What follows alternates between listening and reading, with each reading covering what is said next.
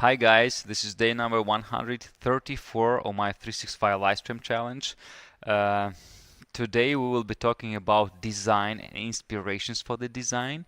Right now you can see on my screen the agenda of our software startup workshop series, Livestream series. And today you can see we are on the last step of project roadmap stage of our workshop. Let me increase it a bit. Yeah, so this is design inspirations, and this will be the last step. And after that, with all of that information we collected from the foundations homework, 2 live sessions of our workshop, product strategy and project roadmap, we will be ready tomorrow to start the 4th stage, software blueprint. But I will tell you a bit more about this tomorrow. Today we are going to finalize the project roadmap, and for that we want to brainstorm with our client design inspirations. What's that and why do we need that? This is the step that will give us some idea how we are going to design the software for our client. And this process during our live session consists of 3 steps. First of all, we want to decide, do we need like just template, I will change this to template, or some custom design for the minimum sellable product version. You know, at the beginning, like when I just started the programming, when we started agency, I was always suggesting not to do custom design just yet because it's just proof of concept, MSP. We don't know if the project will fly or not. And I had that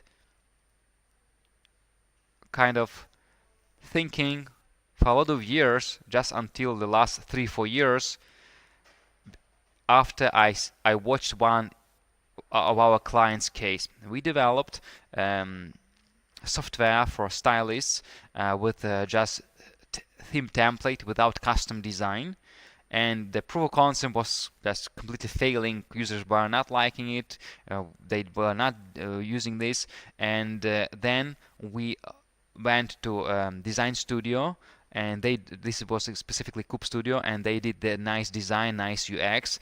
They brought us back the results. We integrated this, we put the design on top of our existing code base, updated the UI, and after that our client Kelly, they've been able to start selling and getting some traction, and now they having a couple hundred paying users and successfully growing further.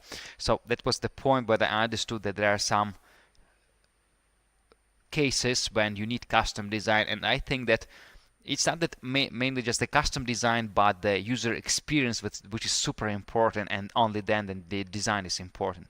And here on this slide you can see some criteria. How do we suggest our clients save money and time and pick just existing theme template for $100 or go custom design route? So first of all, if you are creating customer-facing software, be it for creative crowd, be it for engineers, for anybody, you need custom user experience. If you're creating this for, what is user experience? User experience is when you think about the user and app flows, what kind of screens you need, how these screens will, what will be the flow change between these screens, what kind of extra small pop-ups, middle screens, messages, warning notification will be connecting these screens together, so that your application is as simple as possible and it's super user friendly, and you don't need to have tech-savvy users in order to them to be successful with their software. So you don't need to create lengthy videos, tutorials, documentations, so they learn how to use your software. They just check this out, start using it, and it's naturally flows. They just start using it without any learning curve. That's ideal situation, and this is what the user experience creates: flawless usage of your software. But then we have design, and the design part, UI, a nice logo, great colors. This is like not that important like the UX. But if you're creating customer-facing software, especially for creative crowd, designers, photographers, writers, beauty industry experts, this is a must, as have a UI a design as well, nice custom done, a pretty tailored design as well. But if you're creating internal software tool for smaller agency with couple just employees or just for yourself, maybe you don't need custom UX and UI and you can use just template.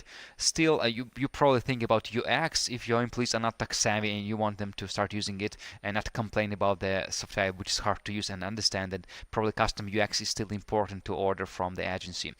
If you're creating Office enterprise software, ERP, CRM for a bigger enterprise or for other enterprises companies, you still need custom UX and ideally custom design as well. If you want really to save some money, you do custom design and then you can use a theme template.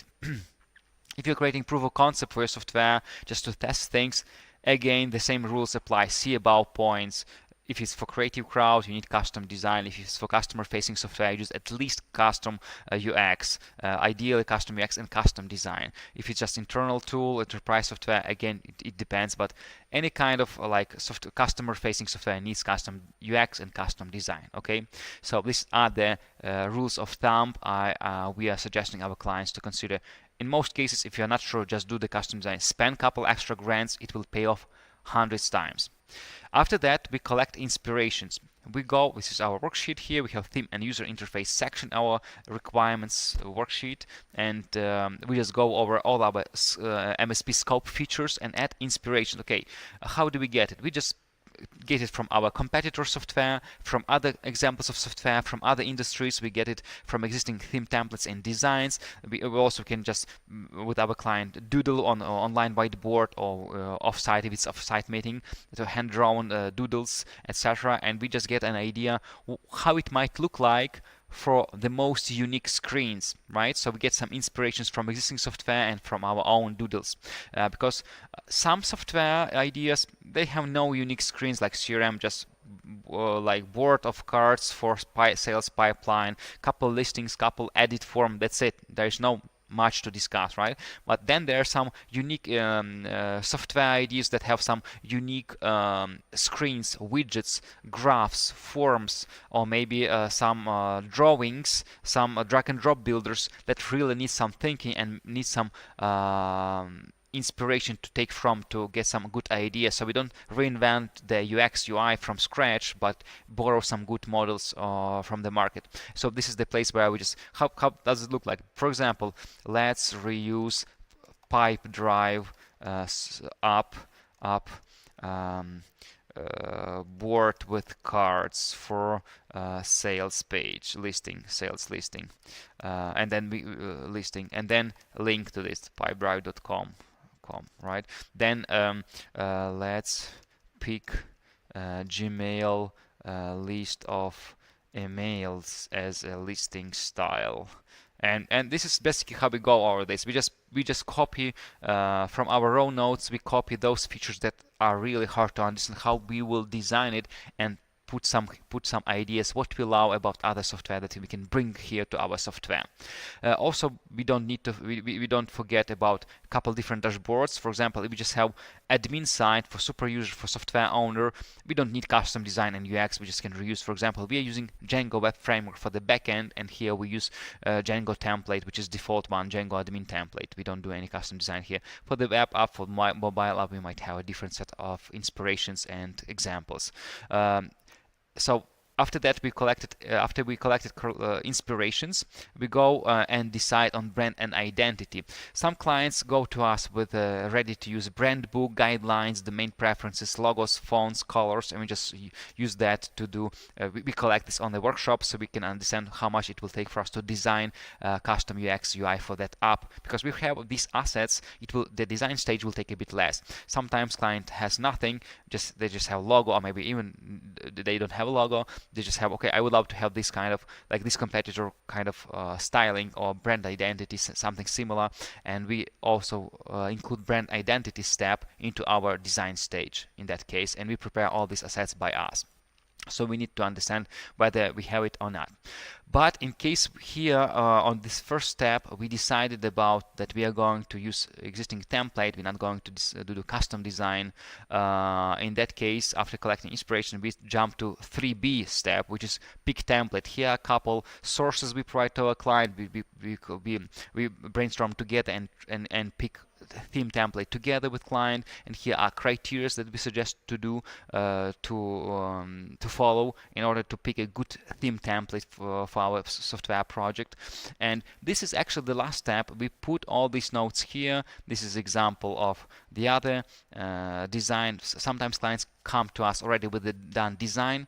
My quick note here: try not to do design before you talk to the proper development agency. Maybe they have UX expertise like we are doing, and we will suggest you what to do best, because when design is done completely separately without talking with developers, with a before product strategy, it might be not aligned with the MSP scope. It might not be done with a good UX level. It's not about UI actually. You need to think about UX, not UI. UX is more important than UI. If you didn't do good UX, your UI won't be good. Okay, so these are my notes. These are my insights from the design inspiration lesson. Today we are finishing official project roadmap overview, and tomorrow we'll start software blueprint. If you have any question regarding design inspiration step, please comment below this live stream. I will reply to each of these questions. Thank you for watching. See you tomorrow, and remember, people,